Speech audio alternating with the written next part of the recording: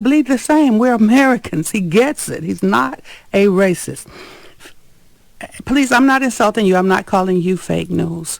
But the news will not report all the dollars that he is responsible for leading into the effort to give historically black colleges and universities. If he doesn't have thought, if he doesn't feel some dissonance about the African Americans in this country, he does not. There's just tweets about Elijah Cummings.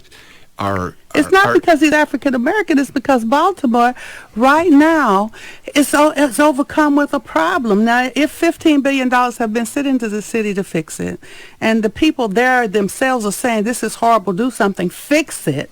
He's not saying anything to Congressman Cummings because he has brown skin.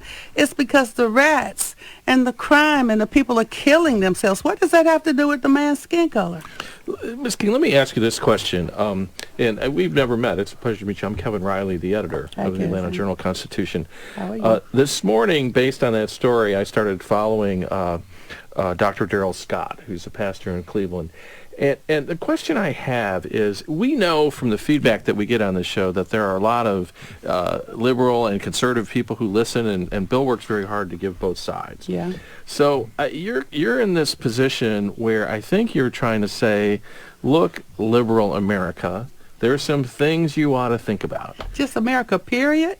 Because I said this, and I actually said it to the president. I said, I think I'm actually going to tweet this picture.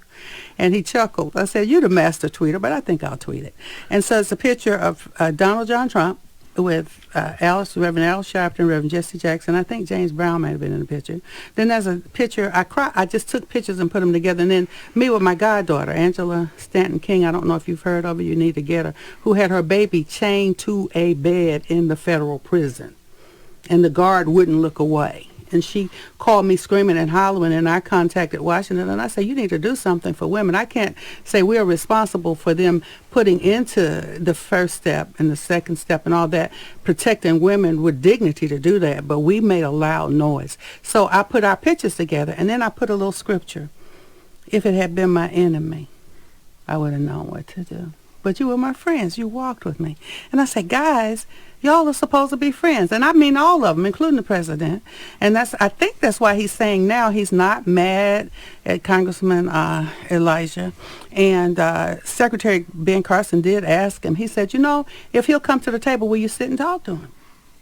And President Trump says, yes, I will. So we're supposed to be brothers and sisters, not separate races. Skin color has nothing to do with our humanity. I think, what's interesting to a lot of people is Baltimore, like all cities in America, has areas of great beauty, and I'm from near there. Areas of great beauty and, of course, problems. As does any big city. I think people take note, though, that we do see a pattern. President Trump did do the same thing with Atlanta and John Lewis, and has not done so for white congressmen or women or their cities. And first of all, another sidebar to that, which is even more critical, is when you look at sort of what some might consider Trump country.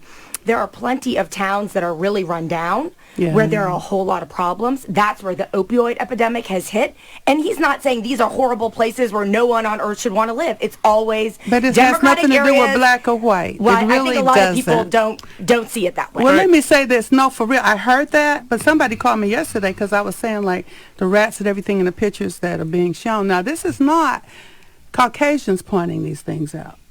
President Trump just picked up on somebody's tweet and checked it out, but it was the black folks that were talking about the rats and all of that. The black people were talking about Well, I it. do think there was a conservative media group that did, in fact, go out and try to take find videos of all the but it was an African American. It was African Americans that did. Have you seen Mama in Detroit? And she said, "Hey, let me run. Let my blinkety blink run, and I'll take over and I'll show them how to." And she's a black. Hey, Kyle Hayes, we only have a couple more minutes with Ms. King, and you were in the middle of talking about another issue, so I feel like I need to give you a chance if you want to ask Ms. King a question before we have to let her go.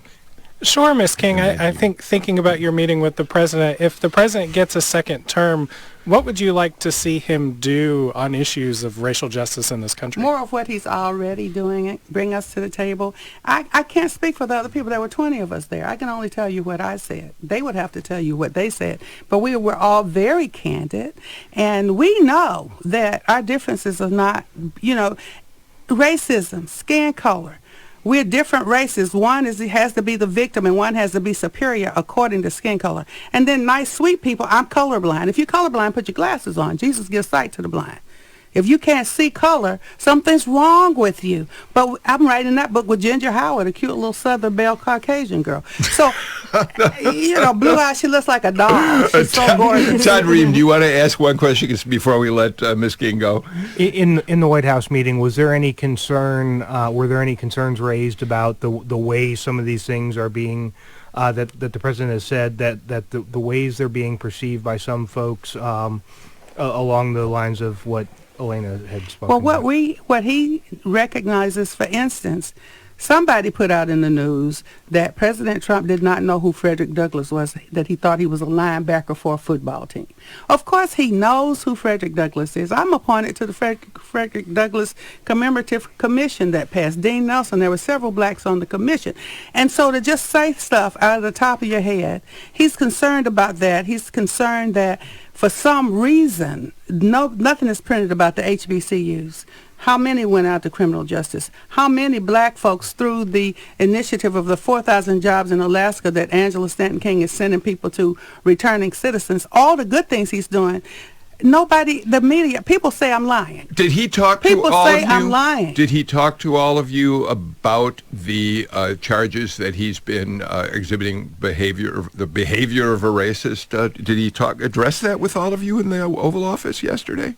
Well, the questions that we asked about that, and we kept saying, why don't people know what you really do, the good things? But did he address? He addressed. You know how I know he really heard it? Because today he just had 10 minutes live that I saw, and he really just talked about all the things he's doing for the community. He really talked about that. He didn't say anything about rats. Well, he might have said a couple things. But somebody just texted me the other day and said they were walking up at Buckhead down the street, a husband and wife, and there were dead rats. Yes, but that's the point. The president hasn't talked about Buckhead. Nobody's tweeted about the dead rats in Buckhead. Right. Tweet them and see what he said. All right, Elvita King, you have been very lovely to come in. I love you guys. No, I don't have a hateful Will you bone come in my back body. then if we want to have you back? I might have. So, would you want me back? That's I the think question. we would. Can I say one thing about AJC? Very though? quickly. 2 reporters, and I'll name them. Sheila Poole and Ernie Suggs are very good to me. I know There you that. go. Thank you. All right.